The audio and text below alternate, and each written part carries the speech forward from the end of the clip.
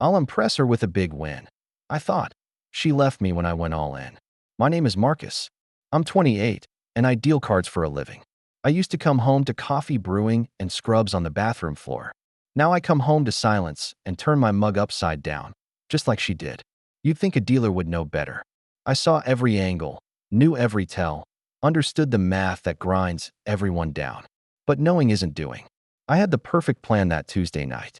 Good tips in my pocket, rent overdue, and her text about breakfast waiting.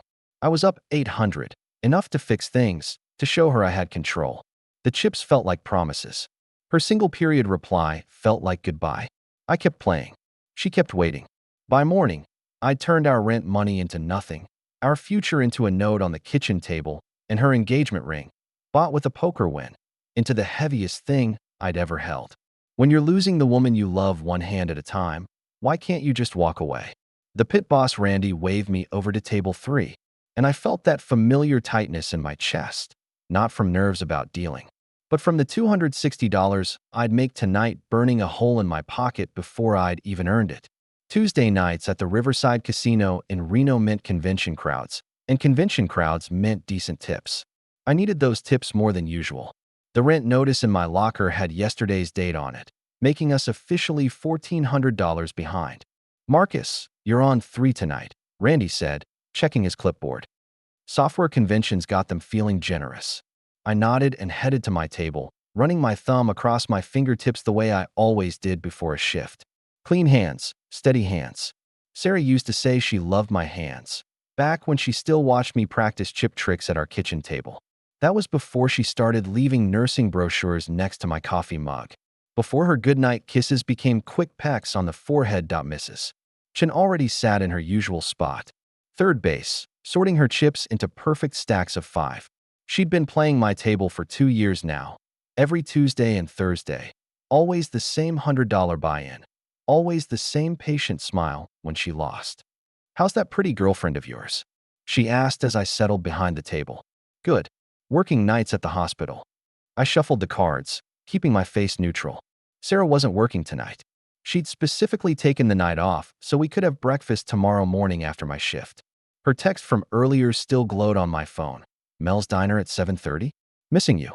The first hour passed in a blur of cards and chips. Hit on 16, stand on 17, insurance pays 2 to 1. My fingers moved without thinking, and that little tap, the one players had started calling my tell, happened every time someone had a good hand. I didn't mean to do it. My index finger just tapped once, quick and light, against the felt when the cards favored them. The regulars had picked up on it, started watching for it. Mrs. Chin called it my Marcus the Marcus tell, said it was better than any strategy guide at BY 9 o'clock. I collected 110 in tips. Better than usual for this early. The software guys were already 3 drinks in, tipping $5 every time they won a hand, sometimes even when they lost. One of them, a heavy-set man in a PostgreSQL t-shirt, had turned 200 into 2,000 and couldn't stop grinning. "You're my lucky charm, Marcus," he said, sliding another green chip my way. I pocketed the 25 and smiled. "Just the cards, sir. They run hot and cold." But I was calculating. 110 so far, maybe another 150 by shift end. 260 total. Keep 60 for gas and food, play with 200. If I could run it up to 800, that'd be half the rent. Enough to show Sarah I was trying, that I wasn't just another casino casualty story. My phone buzzed in my pocket. Another text from Sarah, "Made your favorite for dinner. It's in the fridge for when you get home." I couldn't remember the last time I'd been home for dinner. These days I grabbed something from the casino snack bar or skipped eating entirely, too focused on getting to table 7 after my shift. Danny dealt their Tuesday nights. Danny from dealer school, who knew how to keep his mouth shut when I sat down with my tip money, who'd give me that look, half worried, half resigned, every time I bought in. "Marcus?" Mrs. Chin's voice pulled me back. "The cards?" I'd been holding the deck, frozen, for maybe 10 seconds. "Sorry. Long day." I dealt the round, watched PostgreSQL catch a blackjack, watched him slide me another green chip. 1 more hour until my shift ended. 1 more hour until I could fix everything, or at least start to. The rent notice in my locker felt heavier than the chips in my pocket. Sarah's texts felt heavier than both. My relief dealer was running late.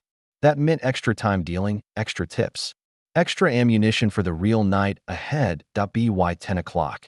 The convention crowd had shifted into that perfect sweet spot. Drunk enough to tip heavy, sober enough to keep playing. PostgreSQL had become my personal ATM, catching fire with 8 winning hands in a row. Each one meant another green chip sliding my way. The pit was buzzing with his hot streak, other players drifting over to watch and place side bets on his hands. There it is again. A woman in a Microsoft blazer pointed at my finger. You just tapped. He's got 20, doesn't he? PostgreSQL flipped his cards.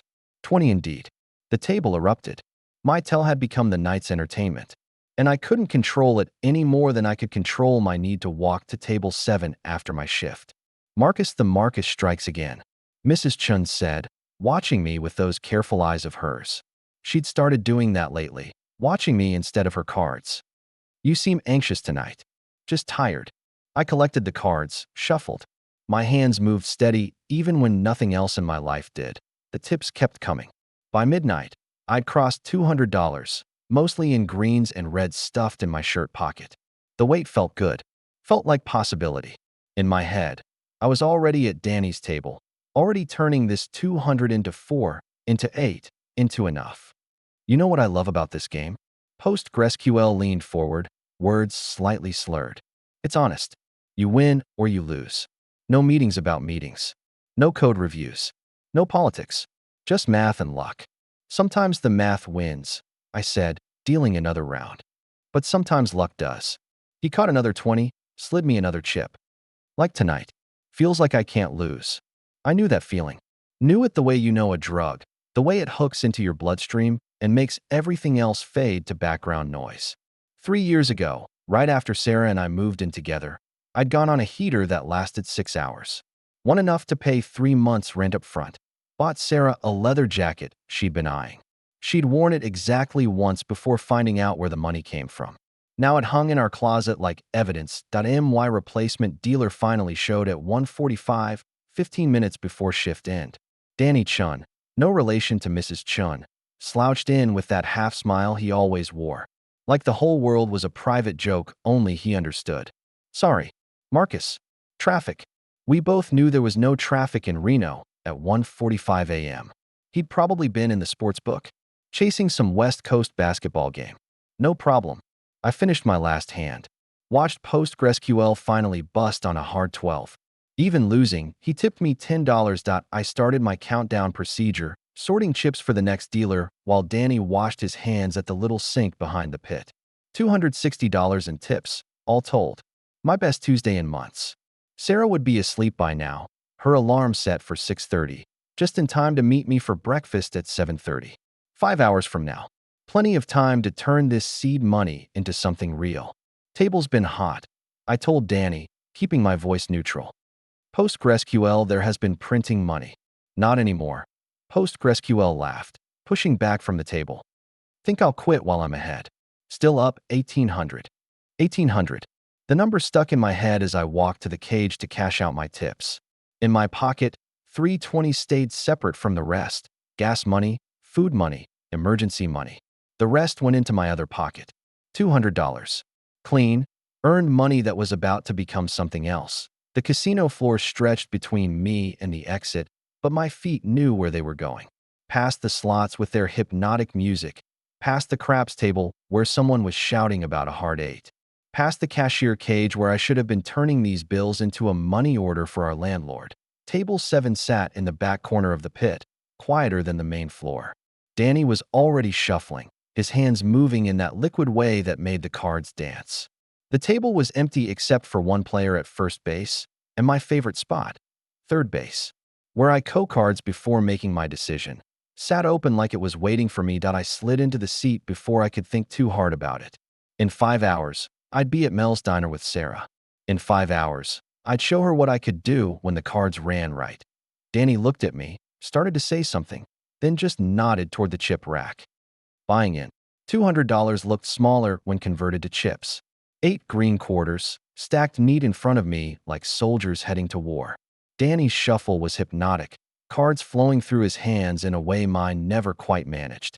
Even in dealer school, he'd been better at the physical mechanics. I was better at reading people, which made it worse. I could see his concern even as he tried to hide it. Straight up tonight? He asked, meaning no side bets, no progressives, just clean blackjack. Straight up. The first card came out crisp. A jack. The second slid next to it. A 10.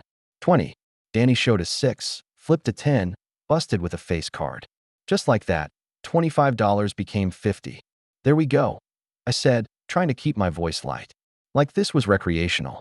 Like I didn't have Sarah's breakfast text burning in my pocket. The woman at first base turned out to be Brenda, a traveling nurse pulling 3-month contracts around the country. She had that same exhausted but wired energy Sarah got after rough shifts. That way of sitting that said her feet hurt, but her mind wouldn't let her sleep.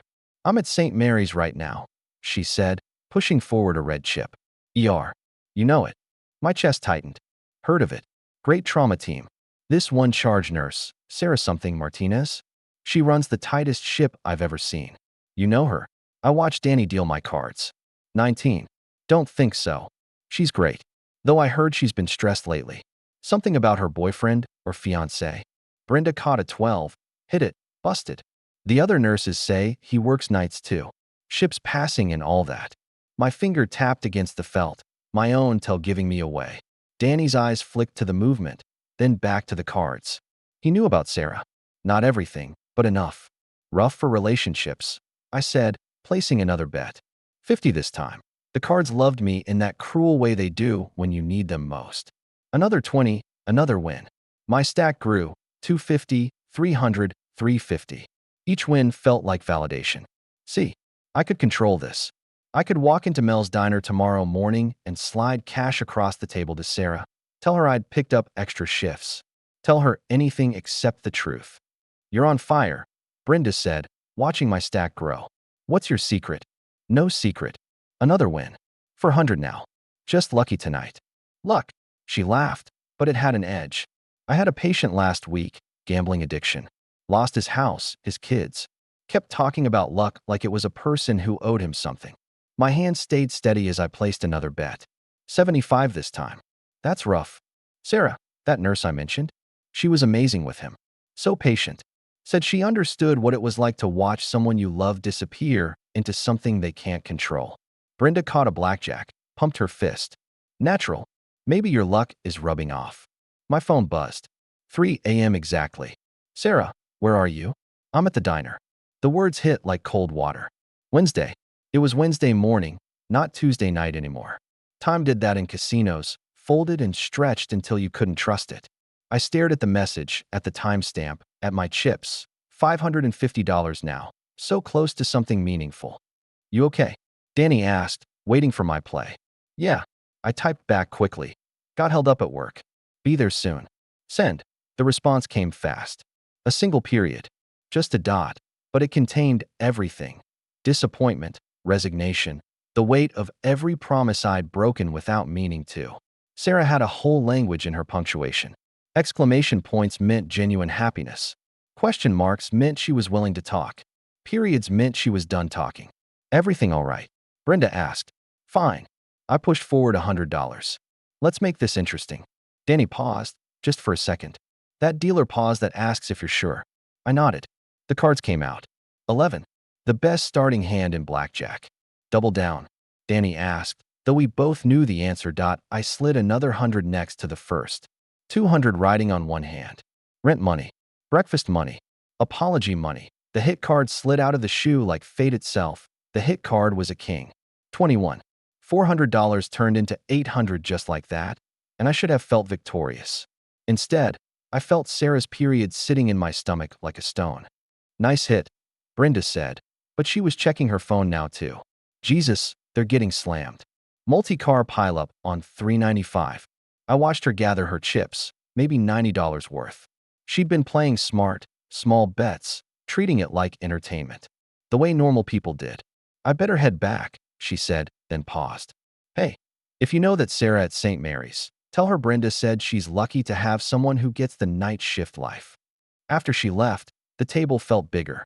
Just me and Danny and the weight of $800 that could have been in Sarah's hands 20 minutes ago if I'd just left when I was supposed to. But $800 was almost enough. $1,200 would cover most of the rent. $1,600 would cover all of it plus late fees. You could color up, Danny said quietly. Cash out. Still make breakfast. One more shoe. I stacked my chips, did the math. Just one more. My phone buzzed again. Not Sarah this time, the property management company. They opened at 7 a.m. and liked to call early. In 4 hours, they'd want answers I didn't have unless these chips turned into cash. Unless the cash turned into a money order. Unless I could somehow make time move backward and be the man Sarah thought she was building a life with. I bet 100, lost. Bet another 100, lost. The 800 became 600 so fast it felt like a magic trick in reverse. My fingers started tapping against the felt, but now it was tapping for hands I didn't have. Luck that had already walked out the door with Brenda. Rough patch, Danny said. Happens. But this wasn't a patch. This was a pattern. Win enough to matter, lose enough to hurt, repeat until something broke. Usually that something was a relationship, a bank account, a promise to yourself that this time would be different. My phone lit up with texts I didn't read. Sarah would be at the diner now, waiting in our usual booth, the one by the window where we'd planned our move-in together 3 years ago. She'd probably ordered coffee already, black for her, cream, and 2 sugars for me. The waitress would ask where I was. Sarah would make an excuse. She was good at excuses. I'd trained her well, without meaning to. I pushed forward $200. Let's get it back. Danny dealt the cards. 2 eights. A pair I could split, double my chances, or double my losses. Behind Danny, I could see the ATM glowing like a beacon. For 100 and checking. For 100 that was supposed to be untouchable, the dealer showed an ace. Insurance? No insurance, I said, though every instinct screamed to protect the bet. Insurance was for suckers, except when it wasn't. Except when the dealer had blackjack and your split eights meant nothing. Danny checked his whole card. No blackjack. I split the eights, put another 200 on the second hand. 400 riding on one round. Half my current stack. First 8 drew a 3. 11. Doubled down, another 200 out. The hit card, a 9. 20. Solid. Second 8 drew a 2. 10. Doubled that 2. Last 200 pushed forward. Everything on the table now. Hit card, an ace. 21. Nice, Danny said, his voice flat. He flipped his down card. 6. Drew a 10. 16. The rules said he had to hit. Sorry, Marcus. The last card seemed to fall in slow motion. A 5. 21. Push on the first hand, money back. Win on the second, doubled up. But doubling up from 0 still meant 0 in my gut. I just risked everything to stay exactly where I was. I need a minute, I told Danny and walked to the bathroom. The fluorescent lights made everyone look sick, but my reflection was worse than usual. 3 a.m. casino lighting told the truth about what you were becoming. My hands shook as I splashed water on my face. In my pocket, the ATM card felt radioactive. Randy appeared beside me at the sink. Pit bosses had a way of materializing when you least wanted them. Marcus. He didn't sound angry. That was worse. We need to talk. I'm on break. You're on my radar. He leaned against the counter, arms crossed. 3 marker applications this month. All denied. You know what? I knew. Dealers couldn't get credit at their own casinos. Conflict of interest. Bad optics. Choose your corporate excuse. I'm playing cash only, I said. Cash you can't afford to lose. Randy pulled out his phone, showed me something. Rental company called yesterday. Verification of employment. They only do that when someone's behind enough to start eviction. My stomach dropped. That's personal. It becomes the casino's business when our dealers start showing signs. You know the signs, Marcus. We trained you to spot them in players. Chasing losses. Playing outside bankroll. Lying about whereabouts. Borrowing money. I was a walking textbook case, chapter heading. When smart people make stupid choices. Saturday morning, Randy continued. There's a GA meeting in Conference Room B, Gamblers Anonymous. Closed group, very discreet. I don't need. You need something. He put his phone away. Upper management's noticed your play. I've been covering, saying you're just blowing off steam. But if you apply for another marker, if you start missing shifts, if players complain you seem distracted. He didn't finish. Didn't need to.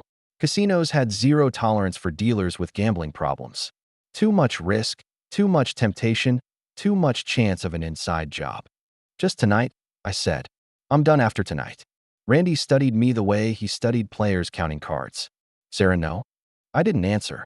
Couldn't. Conference room B, 8 a.m. Saturday. He headed for the door, then turned back. Oh, and Marcus? That tell of yours, the finger tap? You're doing it for your own hands now. Back at the table, my 800 sat waiting like a question I didn't want to answer. Danny had kept my seat open, a courtesy between dealers that felt more like enabling now. The ATM card burned in my pocket, $400 just 60 seconds away. You good? Danny asked. Yeah, I wasn't. Sarah had stopped texting, which meant she'd left the diner. Probably driving home now. Maybe crying. Maybe just numb. We'd been through this cycle enough times that even the anger had worn smooth. I bet 200, caught a 15, busted hitting it. 600 left. The casino had shifted into its deep night rhythm. The desperate hours between 3 and 5, when only the hard course remained. A woman at the next table sobbed quietly while her husband rubbed her back. A man in a wrinkled suit stood at a slot machine, feeding 20s into it like communion wafers. The security guards looked bored. They'd seen it all before. I bet another 200, one with a 20. Back to 800. Even. Story of my life. Breaking even felt like winning when you were drowning. My phone rang. Sarah. I let it go to voicemail, then immediately wished I'd answered. The last time she'd called instead of texting was when her father had his heart attack. Calls meant something texts couldn't carry. I should go, I said to Danny. Probably. He waited for my decision, but the 800 wasn't enough. Not for rent, not for an apology, not for 3 years of this. 1,600 might be. 2,000 would definitely be. Just a few more hands. Sarah was already home anyway. What difference would another hour make? I walked to the ATM like a man approaching his execution. The screen showed my balance, $423.67. Money for utilities, for gas. For the birthday present Sarah pretended she didn't want, but had been browsing online when she thought I wasn't looking. The machine dispensed 420s. Crisp, clean money that would be chips in 60 seconds. Then either salvation or nothing. No middle ground in this equation. Buying in, I told Danny when I returned that he counted the bills slowly, like he was giving me time to reconsider. 400 in. 1,200 total now. I stacked the new chips separate from the old, like they were different somehow. Like these were the ones that would save me. What's your girl's birthday? Danny asked suddenly. Next week. The words hurt coming out. Tuesday. Getting her something nice? I looked at my chips. $1,200. A month's rent or a birthday gift. Food and utilities or a weekend trip she'd been planning. Everything was a choice between two necessities now. Yeah, I lied. Something nice. The cards came out. Blackjack. Natural, Danny announced. Pays 3-2. 300 more. 1,500 total. So close now. One more good hand, and I could walk away, pay the rent, figure out the rest later. One more hand to fix 3 years of one more hands. My fingers started tapping. Danny watched it, watched me, watched the inevitable unfold. Last hand, he suggested. Last hand. I agreed, pushing forward $400 that wasn't mine anymore. The 400 in chips sat in the betting circle like a judgment. Danny held the shoe, waiting. Around us, the casino hummed with its perpetual energy. No windows, no clocks, no connection to the world where Sarah was probably lying in our bed, staring at the ceiling. Cards. Danny prompted. I nodded. First card, an ace. My heart jumped.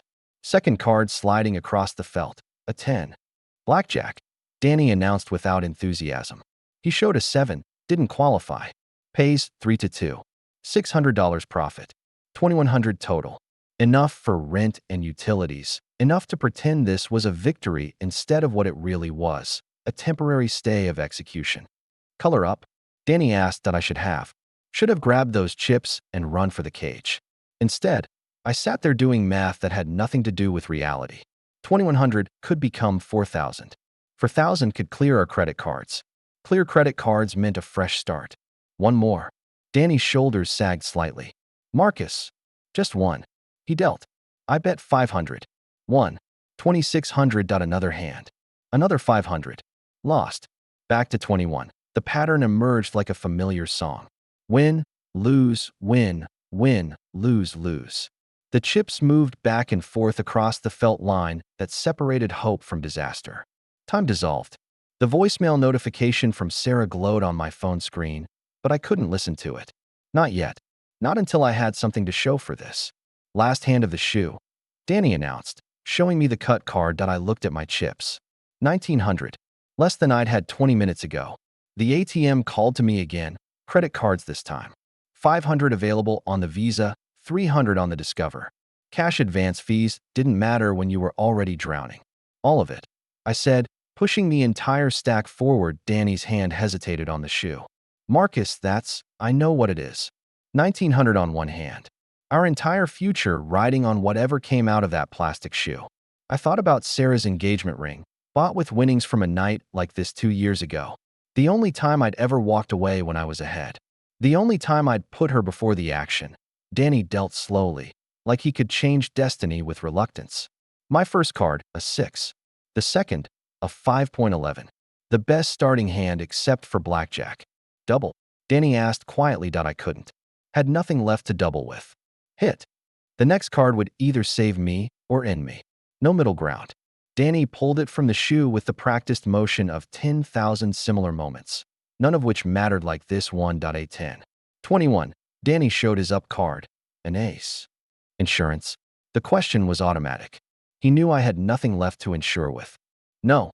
He checked his whole card. Flipped it. A king, blackjack. House wins. The chips disappeared across the line like they'd never existed. $1,900 converted to nothing in the time it took to flip a card. I sat there staring at the empty betting circle. My finger tapping against felt that no longer held any promises. I'm sorry, Danny said quietly. Yeah. I stood on legs that didn't feel attached to my body. Me too. The walk to the parking garage took forever and no time at all. My body moved on autopilot while my mind ran calculations that wouldn't balance. 2,200 in the hole. Rent due yesterday. Sarah's birthday in 6 days. Empty bank account. Maxed credit cards still available but untouched. A line I hadn't crossed yet. That I sat in my car in the garage's bottom level, where the fluorescent lights flickered like a horror movie. The voicemail notification taunted me. Sarah's voice was waiting in there, and I couldn't face it.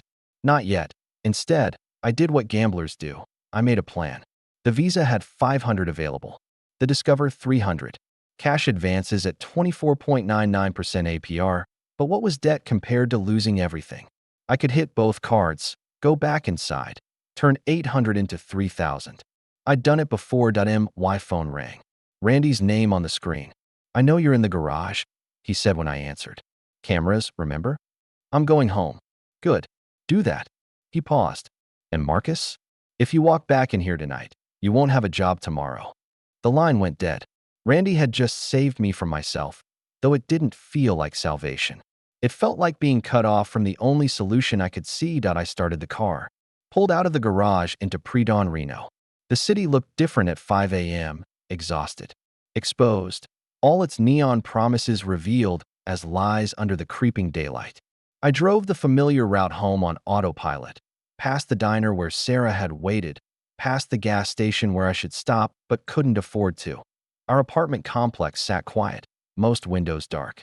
Only a few showed signs of life. Shift workers like us, people living on the margins of normal time.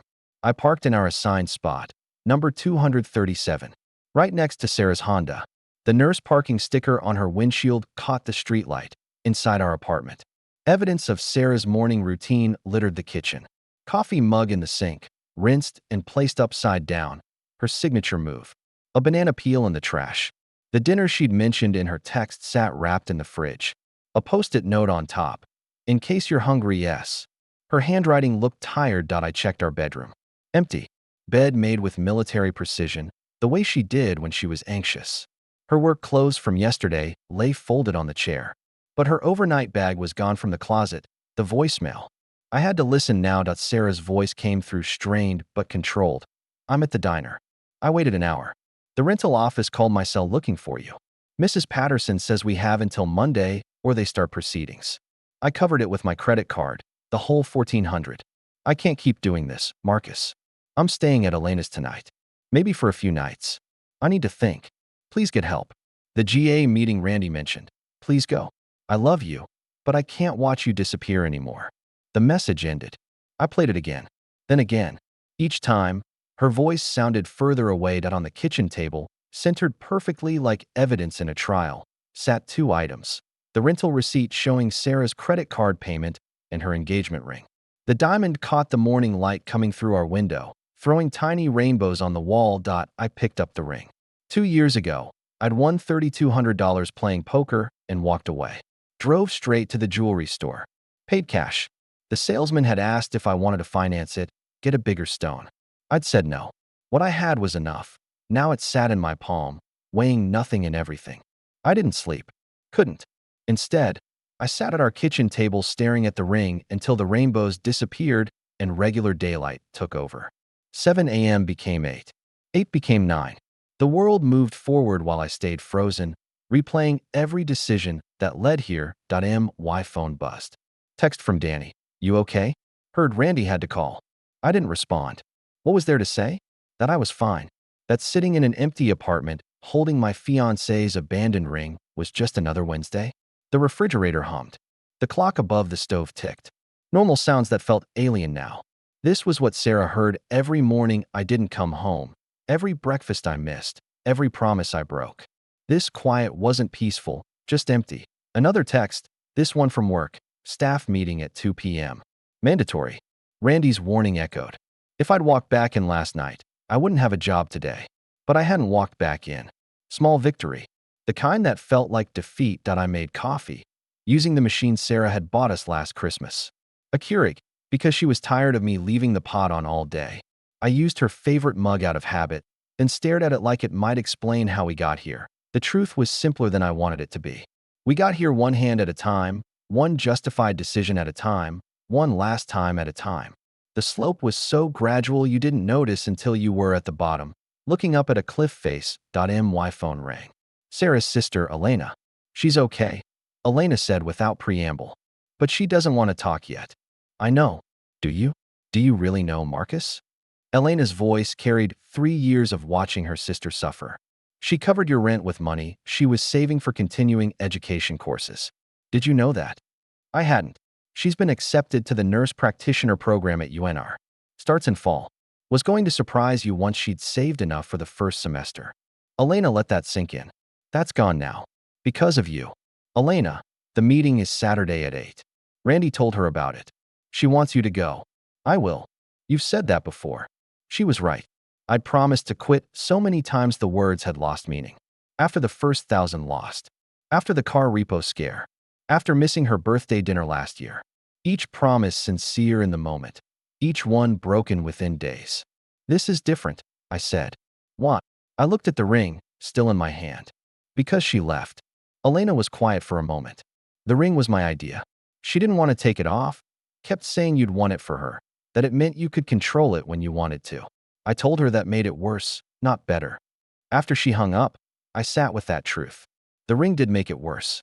Proof that I could walk away, had walked away, chose not to most nights. Every time Sarah looked at it, she saw what I could be. Every time I played, I proved what I was. The refrigerator clicked off. In the sudden silence, I could hear the apartment above us moving around. Normal life happening just a few feet away. People going to work, making breakfast, living lives that didn't revolve around the next hand, the next bet, the next promise to stop. I opened my laptop, something I rarely did anymore. Emails had piled up, bills mostly, a few from friends I'd been avoiding, one from my mom asking why I hadn't called. The browser history told its own story. Online poker sites, casino promotions, ATM locations sorted by cash advance fees. But I typed something different. Gamblers Anonymous Reno. The site was simple. Meetings every day, multiple locations. Conference room B at the Riverside was just one option. There was another at a church 6 blocks away. Tonight. 7 p.m. I could go tonight. Get a day ahead of Saturday. Show Sarah I was serious. Or I could check my credit card balances first. Just to know. Just in case. My finger hovered over the bookmark for my Visa account. I clicked on the GA meeting schedule instead. 7 p.m. at First Methodist. I'd driven past that church 100 times, never knowing salvation might be sitting in its basement. Or maybe I had known and chosen not to see by noon. I'd done 3 things. Showered, eaten the dinner Sarah had left me for breakfast, and avoided checking my credit card balances. Small victories that felt monumental. The ring sat on the kitchen counter where I could see it, a reminder of what walking away could buy. Work loomed at 2. Facing Randy, facing the other dealers who probably knew. Gossip traveled at light speed in casinos. But I needed the job now more than ever. Needed the structure, the income, the reason to not be at a table. I arrived early, parking in the employee section like always. The riverside looked different in daylight, smaller, shabbier, its promises dimmed without neon. Just a building full of math designed to win. Inside, the day shift crowd moved with less desperation. Retirees mostly, playing with social security checks and pension money. The kind of gambling that was actually entertainment, not life or death. Randy waited in the break room with 2 other pit bosses. Not a good sign. Marcus, sit. I sat.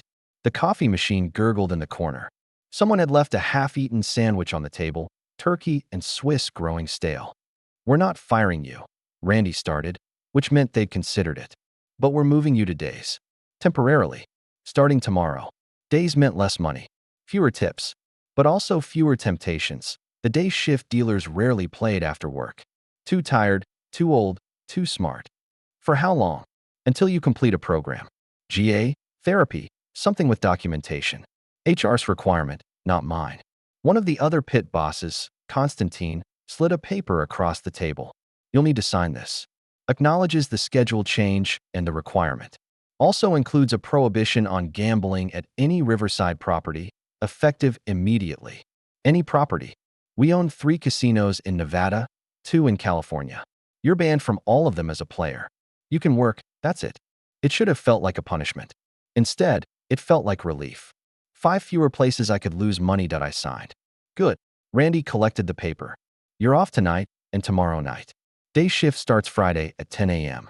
Questions? The GA meeting Saturday, go to it. Bring proof of attendance. Continue going. He stood. Marcus, you're a good dealer. Good dealers who become problem gamblers usually end up one of 2 ways. Dead or dealing somewhere else after burning every bridge in town. I'd prefer neither for you. After they left, I sat in the empty break room trying to process it all. Banned from playing where I worked. Days instead of nights. Sarah gone. Rent covered, but credit destroyed. And somewhere in Reno, a church basement waiting at 7 o'clock, Danny appeared in the doorway. Heard about the shift change. Bad news travels fast. Also heard about last night. The full ride on 11. He sat across from me. That's desperation betting. I've seen it 1,000 times, just never thought I'd deal it to a friend. You didn't have a choice. I could have shuffled slower. Could have called Randy earlier. Could have done something. He pulled out his wallet, extracted a business card. My sponsor. From when I had my thing with sports betting. 3 years clean. The card was worn soft, like it had lived in his wallet the whole time. Gerald T., it said. No last name. Just a phone number and 1 day at a time, printed at the bottom.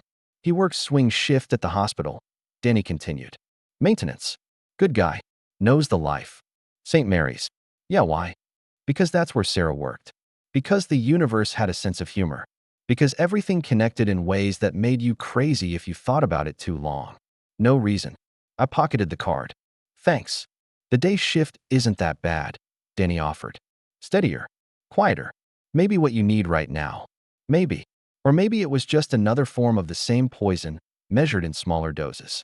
But I nodded, pretending to believe it, pretending any of this was about the shift I worked instead of the person I'd become. 0.5 hours until the meeting.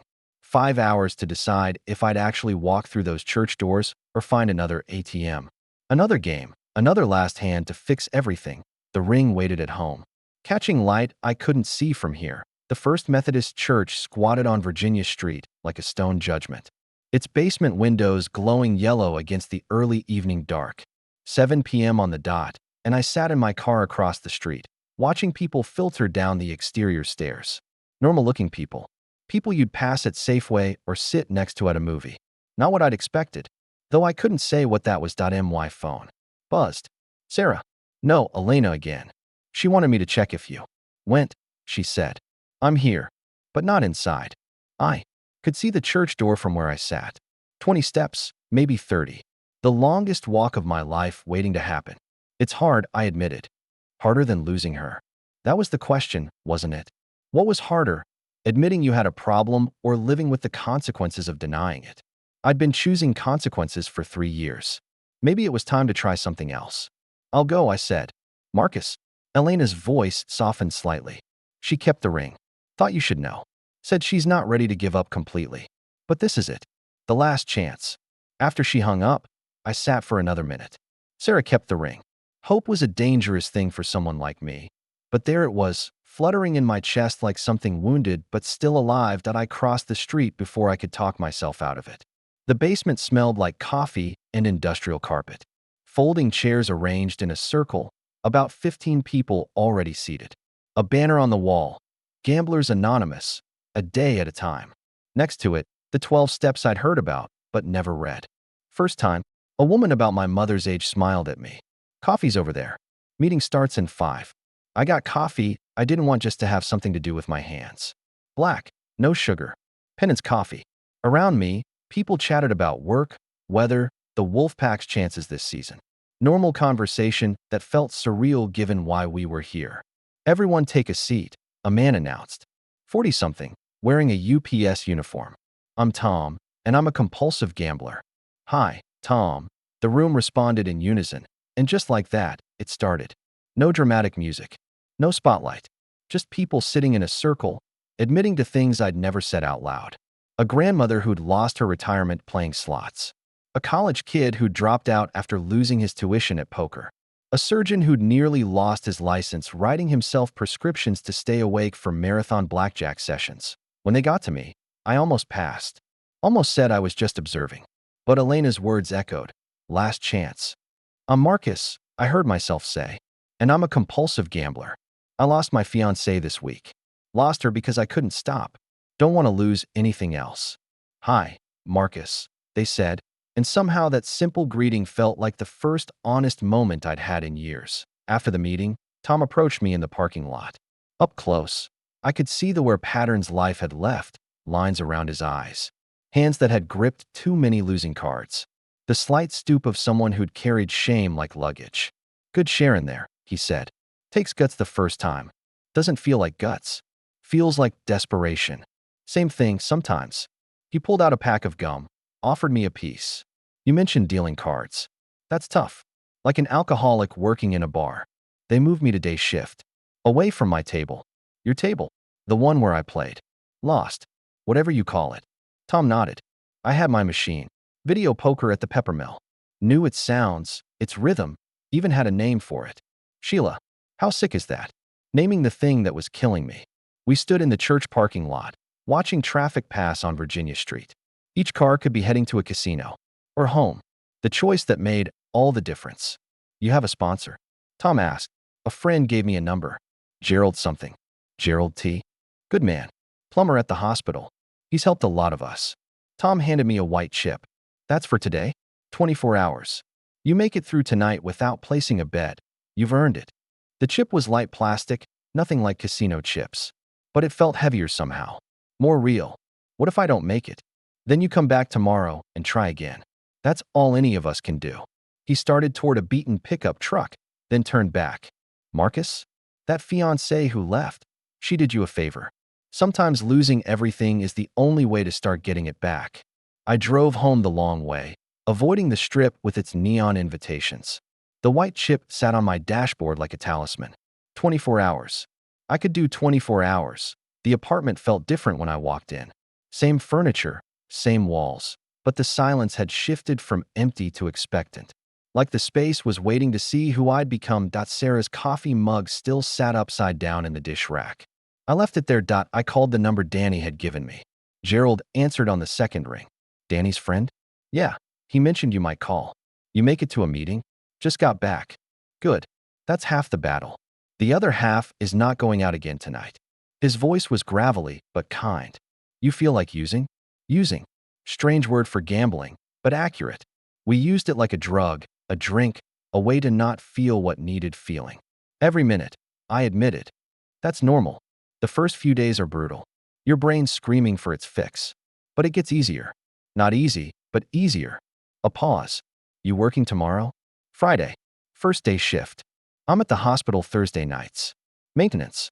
Want to grab coffee before your shift? Non-casino coffee. Yeah, that would be good. After we hung up, I realized I'd just made a plan that didn't involve gambling. Small step. But Tom was right. Sometimes small steps were all we had. I heated up leftovers.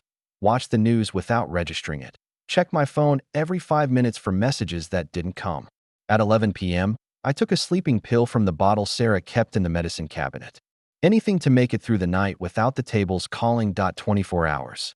The white chip sat on my nightstand, catching the streetlight through our blinds. In the morning, if I made it, I'd have earned it if I made it. Friday arrived like a test I hadn't studied for. First day shift in 3 years, and everything about it felt wrong. The alarm at 8 a.m. instead of 4 p.m. Sunlight instead of neon. Coffee instead of the pre-shift energy drink that had become ritual. I met Gerald at a Starbucks near the hospital. He was exactly what his voice suggested. Late 50s, built solid from physical work, eyes that had seen bottom and climbed back up. 3 years clean next month, he said without preamble. Lost a house, a boat, and a woman who deserved better. Kept the job, barely. Now I've got an apartment, a truck that runs, and people who trust me again. It's enough. How'd you stop? Same way you did. Walked into a room full of strangers and said the thing I couldn't say anywhere else. He studied me over his coffee. Danny says you're good people. Just got sideways. That's generous. No, that's accurate. Bad people don't feel guilt, Marcus. They don't sit in church basements admitting failure. You feel like trash right now because you're not trash. Just a good person who made trash decisions. The distinction mattered more than it should have. Your girl, Gerald continued. She know you went to a meeting? Her sister does. They're talking. That's good. But don't do this for her. Do it for you. Otherwise, when things get better, and they will, you'll think you're cured. You'll think one hand can't hurt. And you'll be right back here, if you're lucky. If you're not lucky. He shrugged. I've been to too many funerals. We talked until I had to leave for work. Gerald gave me his schedule, told me to call anytime. Middle of the night, whenever. If you're thinking about playing, call first. Give yourself a chance to remember why you're not. The Riverside day shift was everything I'd feared. Slower action, smaller tips, older dealers who looked at me with knowing sympathy. The young night shift hotshot relegated to daytime purgatory. Everyone knew WHY.MY first table was Texas Hold''em, which I'd never dealt regularly. Poker was different from blackjack, players against each other instead of against the house. I was just the facilitator, taking the rake, keeping order. Safer, in theory. No way to play my own game while dealing. You're Marcus, one of the regulars said. Heard about you from the night crowd. That finger-tapping thing. That's me.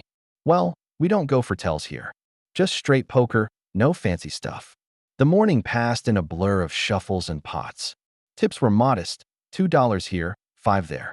By lunch, I'd made $40. Night shift, that would have been 2 hours work. But I wasn't here for the money anymore. I was here to have somewhere to be that wasn't a betting circle. During break, I sat in the employee area and didn't think about the ATMs.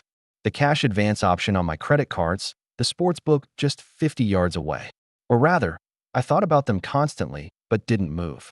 That was progress, Gerald had said. Thinking without acting. My phone buzzed. Unknown number. Marcus? This is Dr. Rodriguez from St. Mary's. I'm Sarah's supervisor. My chest tightened. Is she okay? She's fine. Working, actually. But she asked me to call. We have an employee assistance program. Free counseling for families dealing with addiction. She wanted you to know it's available. I'm already going to GA. That's excellent. But sometimes individual therapy helps too. Processing the why, not just the what. She gave me the program details. Sarah's a special nurse, Marcus. One of my best. I'd hate to see her leave because of stress at home. Leave. She's had offers. Travel assignments. Better pay, away from triggers. She's considering them. The implication was clear. Sarah was making exit plans that went beyond her sister's apartment. I thanked Dr. Rodriguez and hung up, the weight of potential loss sitting heavier than any gambling debt. 3 more hours of dealing. 3 more hours to prove I could do this. The white chip in my pocket felt warm, like it was alive. 1 day at a time, they said. But what if 1 day wasn't enough to undo 3 years? Saturday morning arrived with the kind of clarity that comes from actually sleeping instead of passing out. No hangover from a night of losing. No shame spiral from checking bank balances. Just regular morning, which felt extraordinary that I'd made it 48 hours. The GA meeting at the Riverside started at 8 a.m. Same conference room where they held dealer meetings, now transformed into something else. Randy was there, which surprised me. Not as management, as a member. 6 years, he said when he saw my shock. Why do you think I knew to watch for the signs? The meeting was smaller than the church group. 7 of us, all casino employees, 2 dealers, a cashier, 2 security guards, a cocktail waitress, and Randy. The shared experience was different here. We all knew the enemy intimately, handled it daily, watched it destroy people for a living. The hardest part, said Melissa, the cashier, is cashing out chips for winners when you know you'd have played it differently. Would have pressed the bet, let it ride. The what-ifs will kill you. After the meeting, I had the receipt they'd signed, proof for HR that I was following through. Randy walked me to the parking lot. Day shift treating you okay? It's different. Different's what you need. He paused by his car. I'm going to tell you something nobody told me early enough. You're going to want to test yourself. Few weeks in, feeling strong, you'll walk through the pit after your shift just to prove you can. Don't. That's not strength, it's stupidity. Take the long way around. Forever, if necessary. Forever. Marcus, I haven't placed a bet in 6 years, but I thought about it yesterday.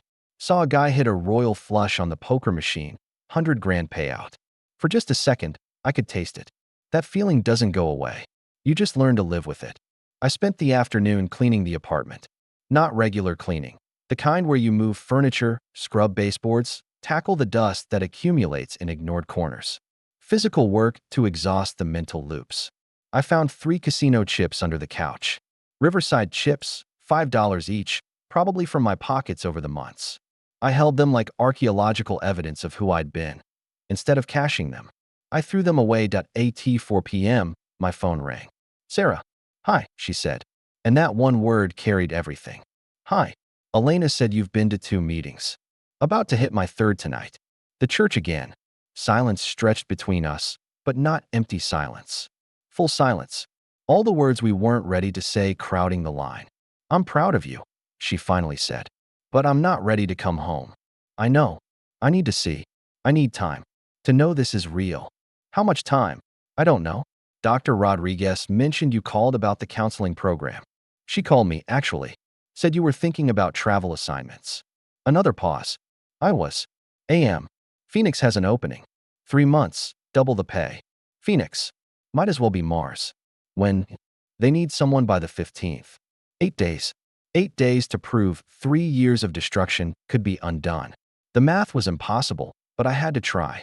I'll keep going to meetings, I said. Every day if I need to. Marcus. Her voice cracked slightly. I can't watch you disappear again. I won't survive it. You won't have to. After she hung up, I sat with the phone in my hand. 8 days. Then I realized. I was already planning, already calculating, already turning recovery into a game with a deadline. If that's not how this worked, I called Gerald. She's considering leaving town. I told him. I've got 8 days. No, he said firmly. You've got today. That's all any of us have. Do today right. Worry about tomorrow when it comes. And Marcus? If she leaves, you still have to stay clean. For you, not her. He was right. I knew he was right. But knowing and feeling were different things, and right now I felt like I was losing her all over again. Meeting tonight? He asked.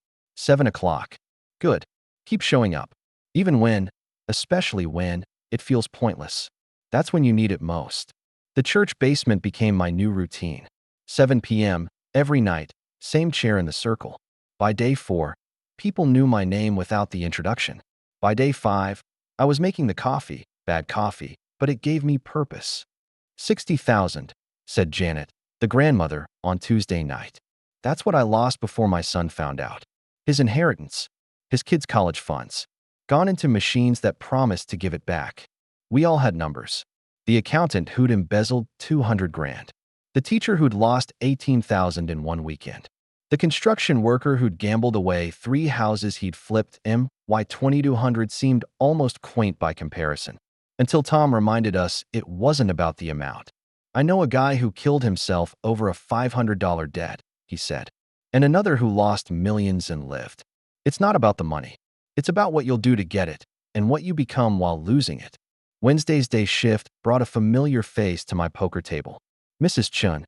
My old blackjack regular, trying something new. Marcus, I heard you moved to Days. How wonderful. She said wonderful, but her eyes said something else. I do miss our Tuesday nights. Change is good sometimes. Yes. Speaking of change, that sweet girlfriend of yours, I haven't seen her lately when I've been at the hospital for my treatments. She's been working different shifts. Mrs. Chun studied me the way she used to study her cards. You know, my husband was a gambler. Not cards, horses. Lost our first house betting on sure things. I almost left him. What stopped you? He stopped first. Quit cold turkey, never placed another bet. 40 years later, I still check his pockets sometimes. Trust breaks easier than bones, Marcus. Takes longer to heal too. I dealt the cards, thinking about Sarah checking my pockets, finding chips, finding receipts, finding evidence of the life I lived after dark. No wonder she'd left. That afternoon, Gerald met me for coffee again. He'd become my between-meeting anchor, the voice that talked me through the dangerous hours. How's the countdown going? He asked. 3 days until she decides about Phoenix. And how many days clean? 5. Which number matters more? I wanted to say they were equal, but that was the disease talking. The 5. Good. You're learning. He pulled out a photo, him with a woman and 2 kids at what looked like Tahoe. My ex-wife. Remarried now. Good guy. Treats her right. We're actually friends, sort of. Took 6 years, but she forgave me. You ever want her back? Every day for the first year. Then I realized I wanted the idea of her back. The life we had before I torched it. That was gone forever. What I could have was different, maybe better, definitely healthier. But I had to let the old thing die first. Thursday night's meeting was rough. A new member, crying too hard to share, holding a foreclosure notice. We'd all been there in different ways. The circle tightened, voices sharing similar stories, reminding him he wasn't alone, that I thought about sharing my own housing drama, but didn't. Sarah had covered the rent. We weren't facing foreclosure. My crisis was quieter, a relationship dying by degrees instead of dramatic explosion. The thing about gambling, Tom said, is it promises to solve the problems it creates. Lost money? Gamble to win it back. Lost time? One big score will make up for it. Lost trust? Just need to prove you can control it. The snake eating its tail forever. After the meeting, I sat in my car and called Sarah. Voicemail. I didn't leave a message. What would I say? That I'd made it through another day? That seemed both too much and not enough. Instead, I drove home and did what was becoming another ritual. Made coffee in her mug, drank it, washed it, turned it upside down in the rack. Small gestures toward a future that might include her, or might not. 2 days until Phoenix. 5 days clean. Gerald was right about which number mattered more. But hearts don't count days the way recovery does. Friday brought an unexpected test. Payday. Direct deposit hit at midnight. $1, $3.47 after taxes. Day shift pay for 2 weeks, plus the meager tips. In my pocket, another $40 in cash from today's dealing. The old Marcus would have seen opportunity. $1,300 could become $3,000. $3,000 could become enough to matter. But enough for what? To win Sarah back? To prove I was in control? I transferred $1,200 to Sarah's account. Partial payback for the rent she'd covered. Kept the rest for gas and food. The gesture felt both necessary and insufficient. She texted an hour later. You didn't have to do that. Yes, I did. Thank you. 3 dots appeared, suggesting she was typing more. Then disappeared. Then appeared again. Finally, can we talk? In person? My heart hammered. When? Tomorrow. Noon. The park by the hospital? I'll be there. Saturday morning's GA meeting felt different knowing I'd see Sarah in 4 hours. Randy noticed my distraction. Big day, he asked after. Seeing Sarah. First time since she left. Dangerous time. Hope makes us stupid sometimes. Think we're fixed, that we can handle things we can't. He handed me something. A 3-month chip. Not yours yet. But carry it anyway. Remember what you're working toward. The park was mostly empty at noon.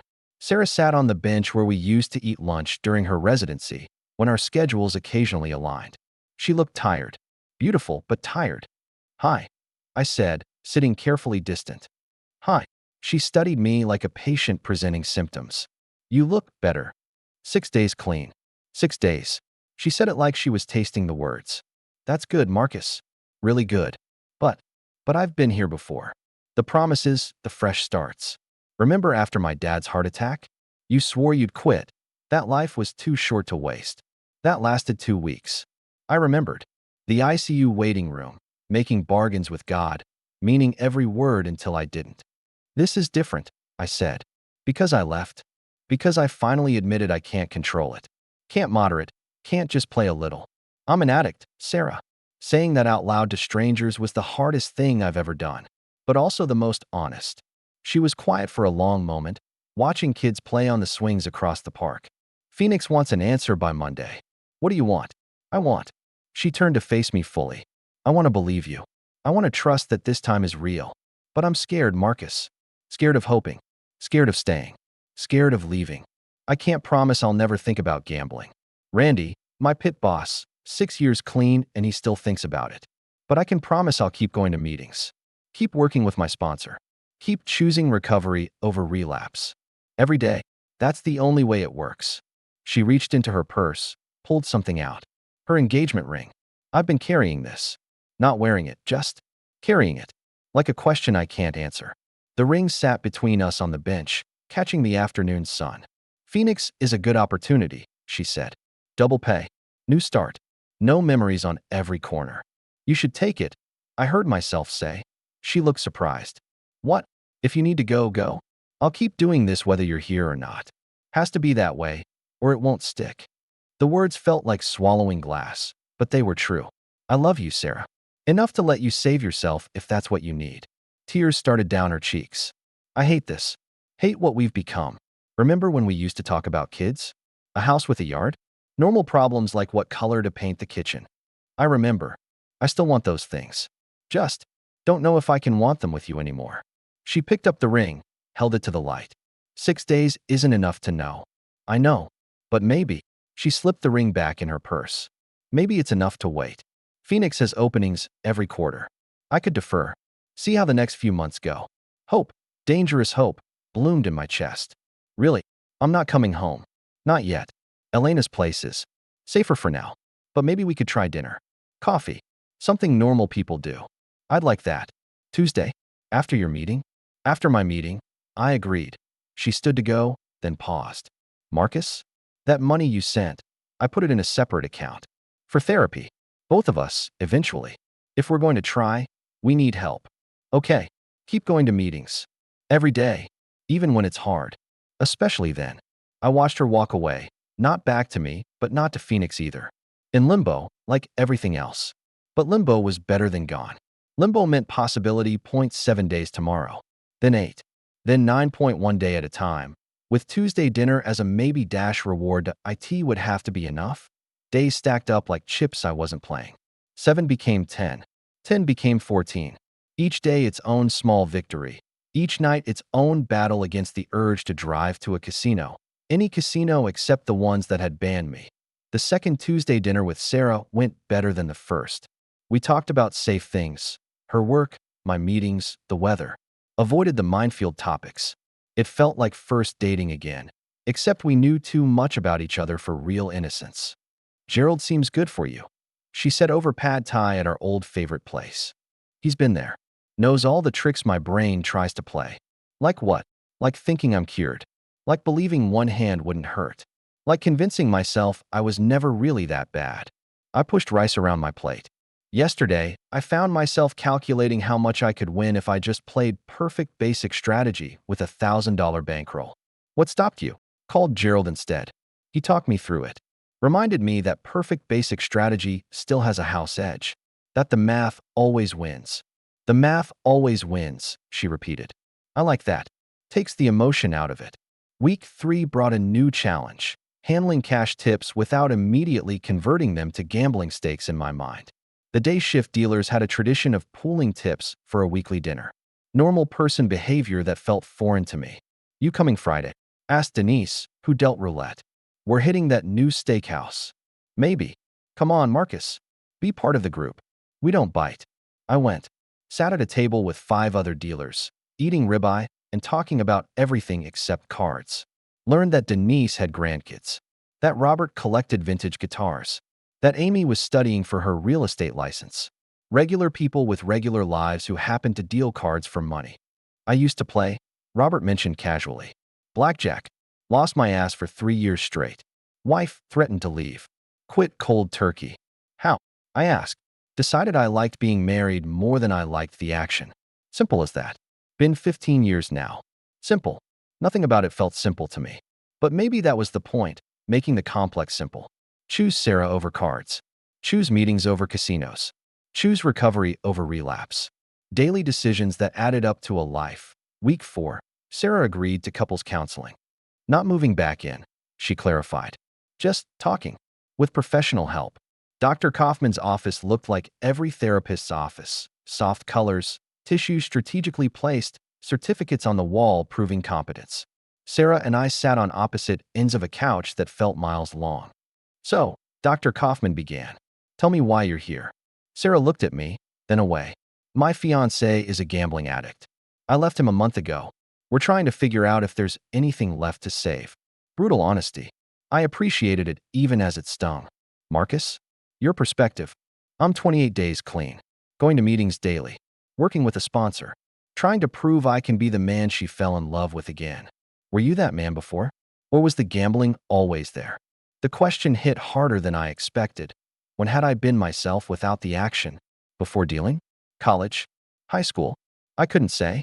Maybe I've always been chasing something. Grades, girls, money. The casino just gave it a convenient form. Addiction rarely appears in a vacuum, Dr. Kaufman said. There's usually an underlying need it's meeting. We talked an hour. Trust, patterns, loving versus enabling. Sarah cried. I wanted to comfort her, but wondered if I still had that right.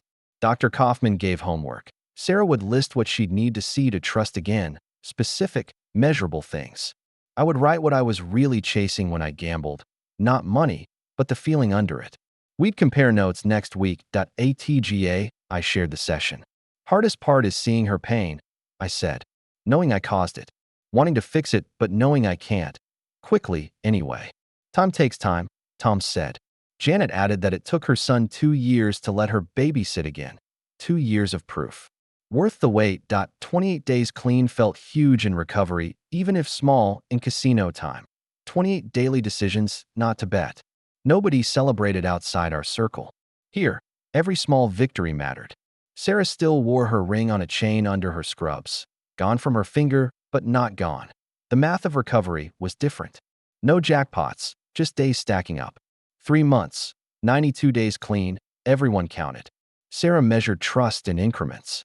Gerald measured relapses he'd seen.